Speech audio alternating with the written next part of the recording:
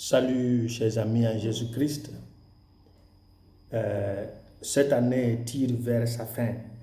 Comme aujourd'hui nous célébrons le 33e dimanche du temps ordinaire, l'année B. Et l'Église, dans son habitude, nous donne 3 lectures de méditation. Le livre de Daniel chapitre 12, 1 à 3. La lettre aux Hébreux chapitre 10, verset 11 à 14 et verset 18. Et l'évangile selon saint Marc chapitre 13, verset 24 à 32. Après une lecture approfondie de ces 3 lectures, je vous propose le thème, la nostalgie ou la peur de ce grand jour. Comme nous le savons, chaque événement de la vie aura certainement une signification différente et sera interprété différemment par les gens.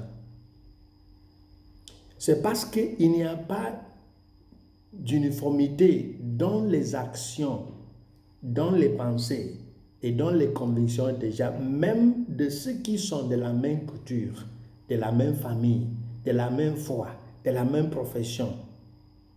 Il n'y a pas une pensée uniformisée. Cela pourra expliquer en partie pourquoi le jugement final des vivants et des morts n'aura pas la même signification pour tout le monde, car ces résultats, ces effets seront vécus différemment. Bien que de nombreuses personnes ne soient pas prêtes pour la deuxième venue de Jésus, nous trouvons toujours des gens qui l'attendent impatiemment. Mais il y a aussi les gens qui le redoutent. Nous trouvons aussi un pourcentage de personnes qui ne le désirent pas, ni ne le redoutent. Mais une chose est fondamentale et cette chose reste une vérité.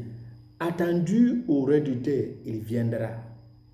Il y a l'hymne de l'office, je crois, c'est première semaine, lundi de la première semaine et de la troisième semaine. Frappe à ma porte, je ne sais ni le jour ni l'heure, mais je sais que c'est toi, Seigneur. Ce jour viendra, qu'on l'accepte ou pas, il viendra.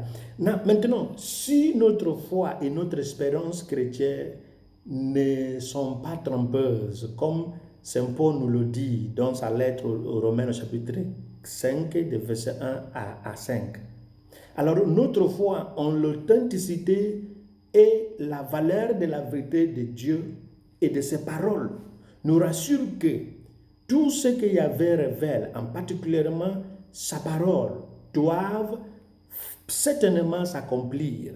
La prophétie d'Isaïe au chapitre 55, verset 10 à 11 nous le dit.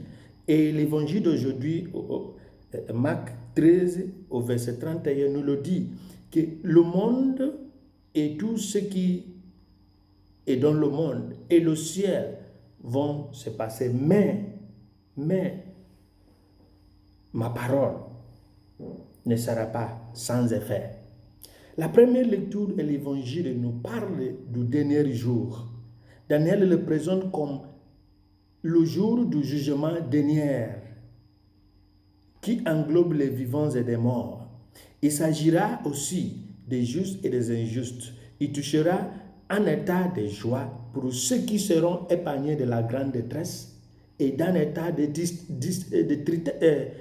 tristesse pour ceux qui ne seront pas épargnés. Et toutes ces réalités seront vécues d'une manière, nous avons toutes ces manières, nous allons le vivre d'une manière indéfinie, éternelle. Des croyants qui le croient ou qui ne croient pas, tout le monde vivra les conséquences, les effets de ce grand jour d'une manière infinie. Mais personne ne doit être indifférent. L'Apocalypse de Saint Jean nous dit, au chapitre 3, verset 16, « Parce que vous n'êtes ni chaud ni froid, je vous cracherai de ma bouche. » Maintenant, vous pouvez avoir le droit de ne pas y croire ou de y croire, mais au dernier jour, il n'y aura pas de l'indifférence. Soit la vie éternelle, soit la mort éternelle.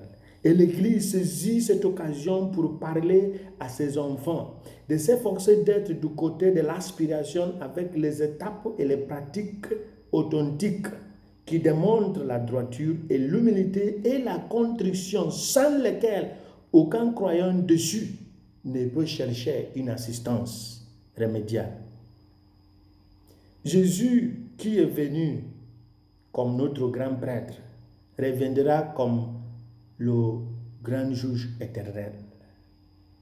Par son incarnation, Jésus est venu sauver et finalement il a offert sa vie en mettant fin au rite annuel de l'expiation des péchés comme le faisaient les grands prêtres lévitiques. Lorsque les signes précurseurs auront été vus, comme l'Évangile nous dit, selon les saisons, le grand prêtre éternel apparaîtra maintenant comme le grand juge éternel. Néanmoins, pour les racheter, il sera toujours leur grand prêtre éternel parce que ils sont restés dans le mémorial de sa passion et de sa mort jusqu'au grand jour de la grande détresse. Cela est possible parce qu'ils sont capables de lui accorder un accès constant dans leur vie pour qu'il puisse les purifier d'une manière constante et aussi les corriger d'une manière paternelle et qu'il puisse prendre soin d'eux d'une manière attentionnée comme une mère. En agissant ainsi, ils deviendront ceux qui espèrent et qui continuent à espérer voir le jour du Seigneur. Et si nous convainquons d'autres personnes à faire comme nous, être les vrais pratiquants, les vrais adorateurs de Dieu en vérité et en esprit, nous aurons le lot de ceux qui vont briller comme l'étoile du matin. À la création, Lucifer, le Satan, était l'étoile du matin, mais par son orgueil, parce qu'il a visé déplacer l'Éternel. Et Dieu, par le ministère de Michel Archange, l'a chassé. Et la Vierge Marie, par sa foi d'accepter d'être la mère de Dieu, la mère de Jésus, a obtenu ce titre de l'étoile du matin. Et tous ceux qui suivent ces instructions, comme il a dit à l'annonce de Cana, faites ce qu'il vous dira. Tous ceux qui vont respecter cette parole vont briller comme elle au dernier jour, comme les étoiles du matin, parce qu'ils auront dû apprendre aux autres à faire pareil.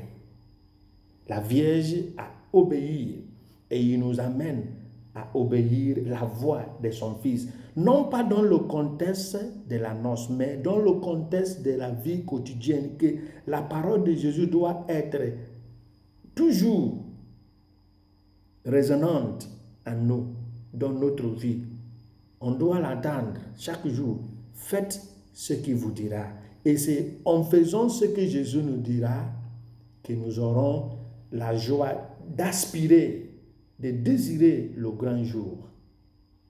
Si Dieu nous a envoyé ce message aujourd'hui, c'est pour ne pas que le jour de la parousie nous surprenne. Que le jour de la parousie ne devienne une peur, une crainte méfiante de Dieu, mais un amour désirant du retour d'un Père. Deux choses. Désirons-nous ce retour? Oui ou non? Pourquoi? Si oui, parce que nous pensons que nous sommes à côté de Dieu, Dieu merci. Mais sinon, parce qu'il y a d'autres choses à réparer, que Dieu nous donne la chance. et la grâce. Qui nous bénisse, nom du Père et du Fils et du Saint-Esprit. Amen. La paix soit avec vous.